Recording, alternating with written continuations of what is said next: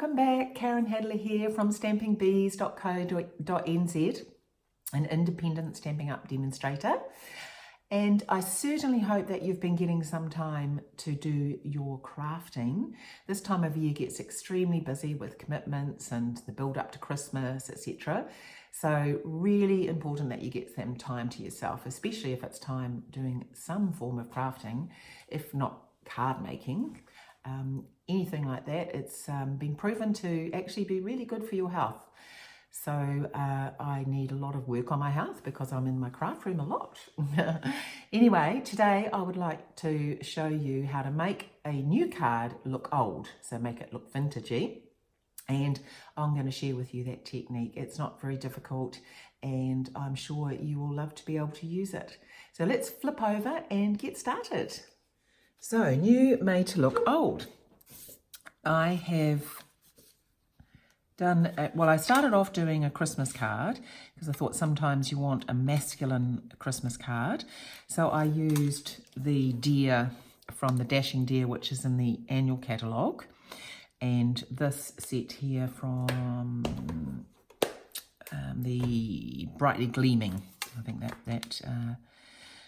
stamp is. And I wanted to create a vintage looking card, a card that could be masculine or anybody that you knew liked vintage type cards. And so I played around. It was quite fun, a few practices, but in the end I was quite happy how it turned out. And then I thought, well, it could also be used for a birthday card. So right on the bottom, I use the lighthouse out of the Sailing Home to make it look like an old sailing card that could have been found in someone's trunk from years ago. And was really pleased how it turned out. So I just want to, we'll put it together, but I just want to run over how to create this technique where you make something new look old. So we will do the happy birthday one, and it can be used obviously for the deer, or it can be used in other colours if you don't exactly want it to be vintage looking. You could use colours and just give it that soft watercoloured look. Okay, so we'll start off, I'll pop that aside. So that is the Sailing Home and the Dashing Deer. So the background, I'll just keep it up here so you can see what I've been doing. The background, I have used the words from the Very Versailles, and I have used the stitched all around little cross stitch square here from the stamp set, just to create the background, but you can use anything. And I have also used the rectangle stitched dies, so I'll measure them and I will let you know which size I have used, and I'll pop that up on the screen. So we'll start off with doing the background, and I have used crumb cake. I'll just get this bit of scrap here because I'm going to be stamping off. So just ink that up. The putting together of this card is easy. It's just creating this. That takes a little bit of time. Pop that there.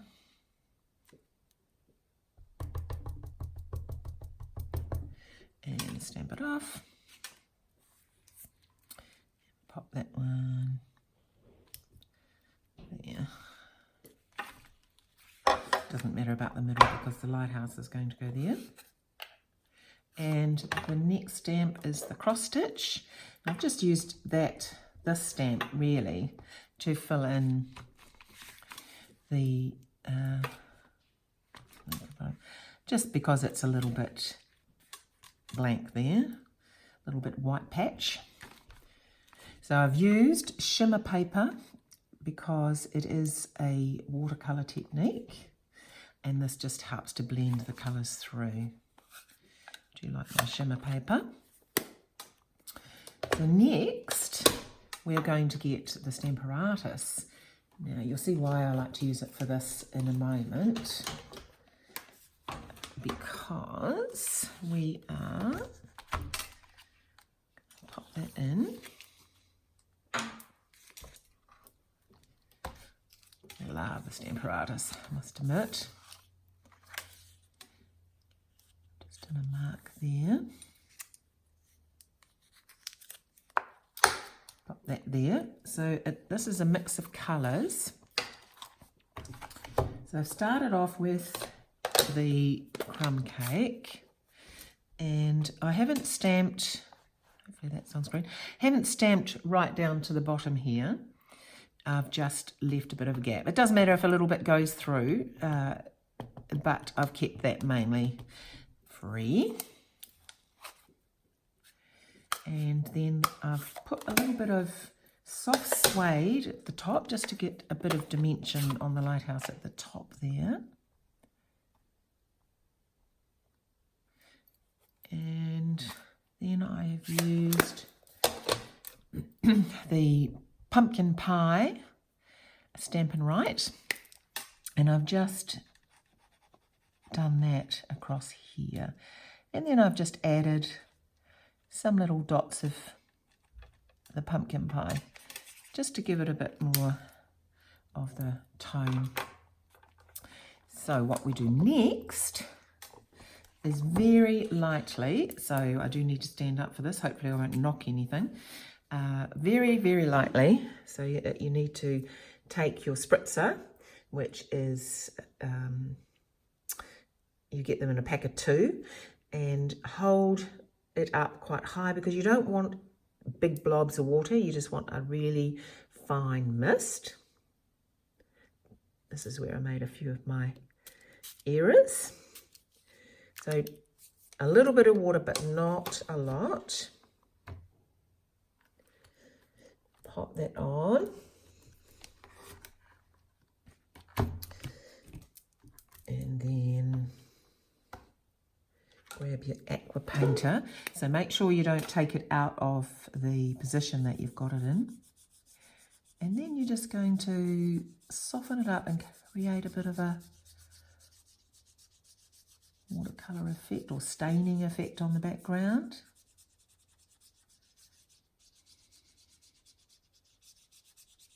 So you can do this as much or as little as you like. It's just very random, so however it turns out. See, already that's looking old, more old worldy. So the next thing I did, because I just thought I still wanted a little bit of detail in that lighthouse, and where have I put my, oh there it is. It's faded so much, it's hard to tell that it's actually crumb cake. I've inked up the lighthouse again with crumb cake, and then I have used a scrap of cardstock, can be anything, paper.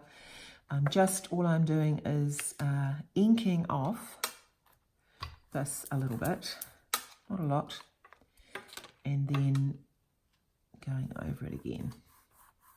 Now that just brings a little bit more detail out of the lighthouse for you. So even though it is faded, you still get the crispy lines.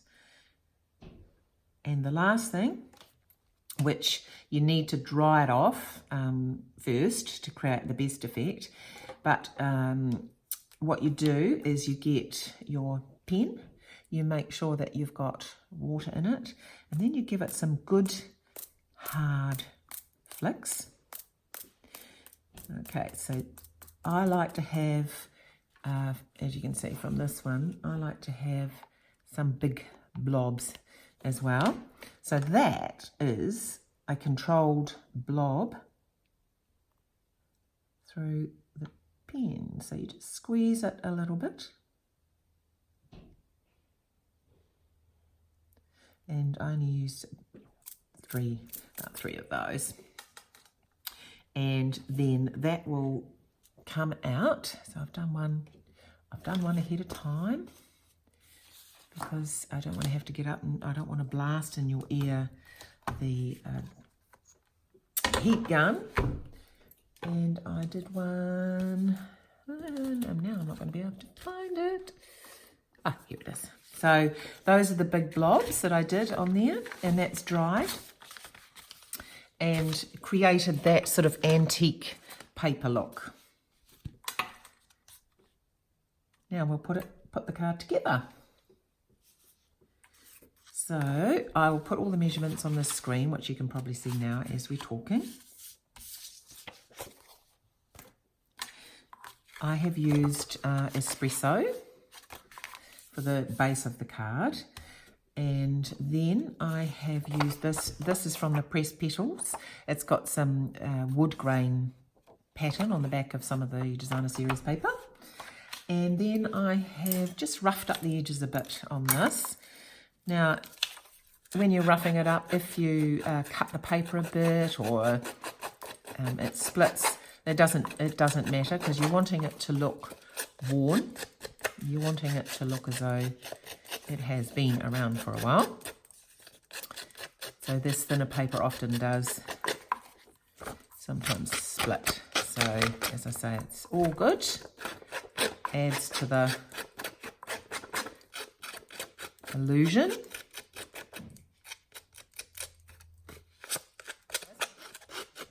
I haven't been able to do any filming because I've had a croaky voice, my nose, etc. And of course, every time you try and do something like this, you'll inevitably want to cough. So I have saved you from that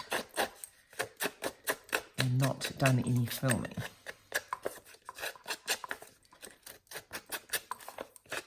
There's lots of lurgies. My granddaughter goes to daycare and she brings everything home, the poor wee sausage. She's constantly picking up bugs, and then of course because we're all so close we also get them. But that's fine. It's part of, you know, her building up her immunity.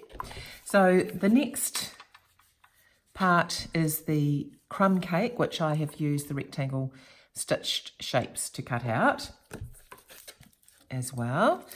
And I'm just going to rough up those edges a little bit as well.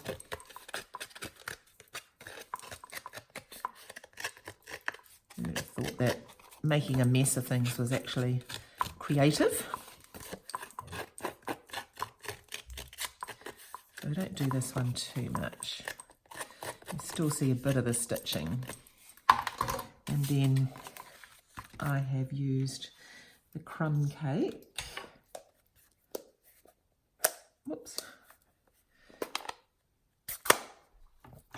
And sponge the edges of these just to blend it in a bit, because the back of this Designer Series paper is quite white. I've just softened it down with some crumb cake just to make it not so stark in comparison.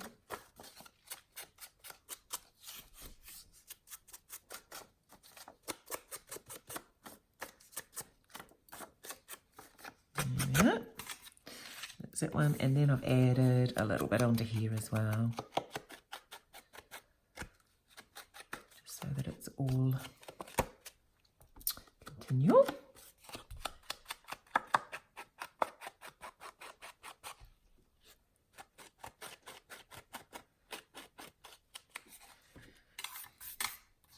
Fantastic.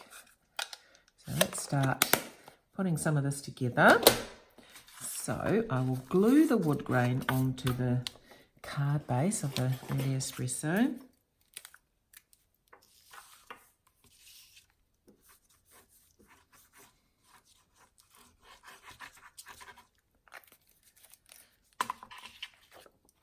There we are. Okay, and the rest is going to go on top. So I've cut out an Early Espresso, very, very small mat. So I just wanted, actually that's a big. As you can see with the other ones, I've just wanted a tiny edge on the side there, just enough to have a little border, but not significant. This one I haven't cut down to size properly, but I won't take it away to cut it. Just have to leave it on there. So glue that on.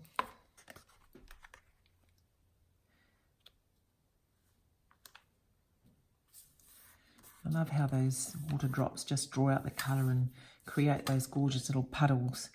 Just really does add to the effect. Okay. And then we also glue that to the crumb cake. As I say, it looks as though you'd have to do a lot with this, but it isn't, as you can see, very difficult.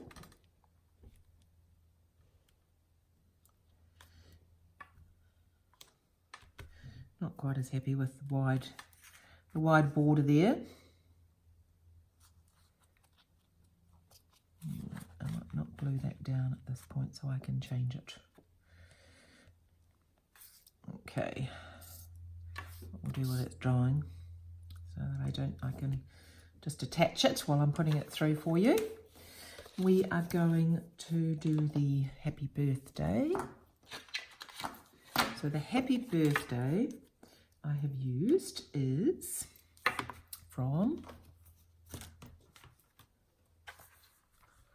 the set, Itty Bitty Birthdays.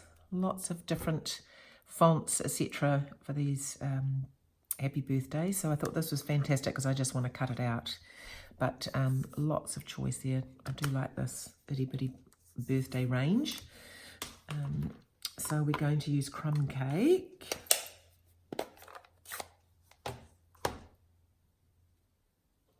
So it doesn't need to be straight, which is always great when you're not having to worry about getting it even, because we're going to cut it out.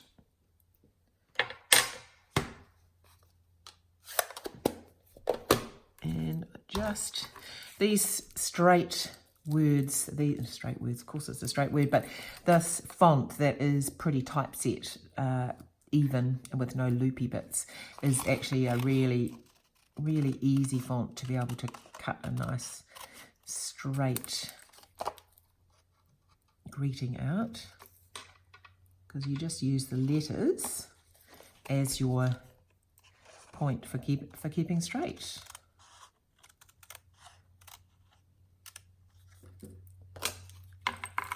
that's done. We use dimensionals to put those on, and I will also, now that's the envelope. We've stamped the envelope and stamped off using crumb cake with the compass from the Sailing Home set. And I'm just going to do one inside as well, but I used that on the envelope.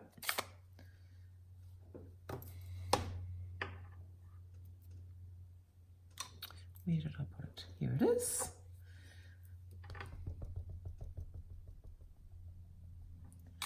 Stamp that off. And it looks nice and antique-y. Okay, so I paused you there for a moment and I took this away and I trimmed it down because that was going to really annoy me. So we will now go back to that and I'm a lot happier.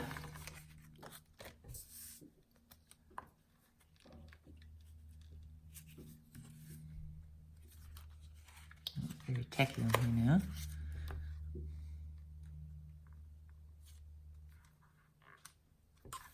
Much better.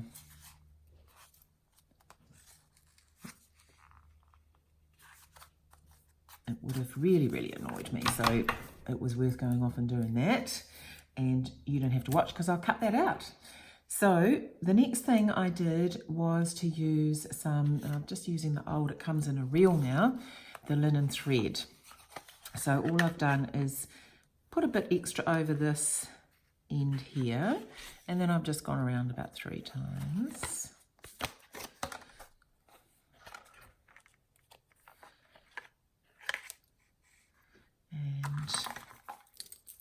just tied a knot. Easy as that. So this is so gorgeous, this thread. I must admit, I do love to use it, this linen thread. I do like the new braided thread as well. That's lovely. Very good for masculine cards. Right, I'm just putting my finger there. I've pulled it quite firmly, not enough to split the paper, but just firm enough that it's not going to get too loose when I tie it. There we go. Bring that down a bit, I think. So there's no adhering needed for this. Don't need to put any tape on the back or anything. And then we'll just trim that down. Nice little knot.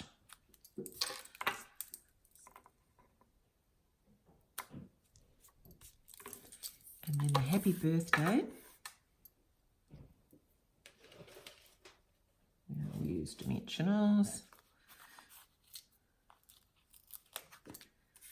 to put on the back. Always getting everything so crooked on the table. Actually, these are going to have to be cut down. That's all right. Use every bit of your... Have you seen the new black dimensionals? They're pretty amazing. I do like them. I might get some to stick. Get some to stick this onto the base actually. So happy birthday.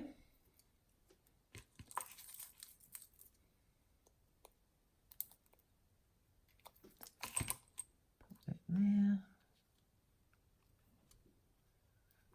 Over a bit more.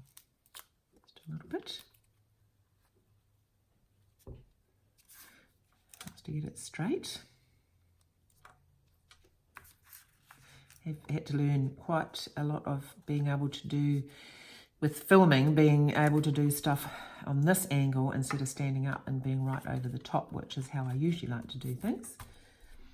And then I often turn around and see that it's crooked. That's all right, I'm sure you know.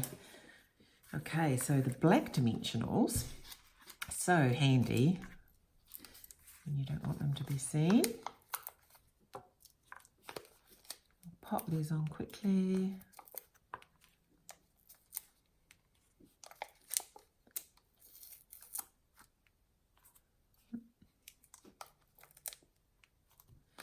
So, especially if you're making dark cards and you don't want the dimensionals poking through underneath, works out really, really well.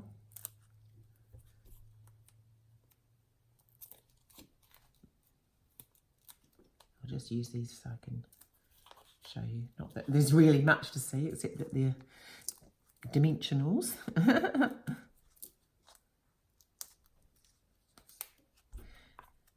Okay, so let's find our card. Just make sure we have it up the right way. How many of you have done that? Made your card and realised you've popped the front upside down?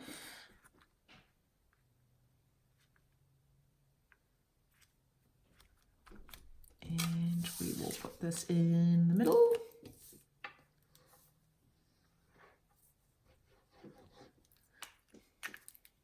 And that hasn't taken us very long at all. That isn't complicated, really. Oops, I just got a bit of glue on there, that's all